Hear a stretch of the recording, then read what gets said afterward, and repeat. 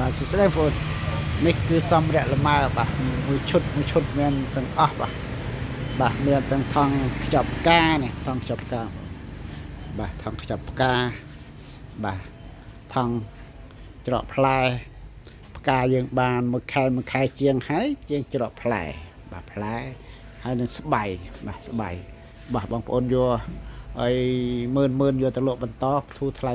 បាទហ្នឹងឯងយកមកមើលបន្តដើម្បីលក់បន្តបាទហ្នឹងឯងធូរថ្លៃបាទមើលបាទ1000ឬ5000ក៏បានដែរ5000ក៏បាទបោះឲ្យបាទបោះឲ្យដើម្បីបងប្អូនលក់បន្តបាទហ្នឹងឯងយកម្ដង10000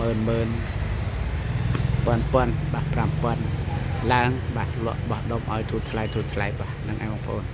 បាទខាងខ្ញុំមានបាទ5000រលឹកបាទហ្នឹងឯងបាទធូរថ្លៃបោះដុំជូនបាទហ្នឹងឯងបងប្អូនអរគុណច្រើនបាទហ្នឹងឯងត្រូវការតំណែងមកបាទហ្នឹងឯង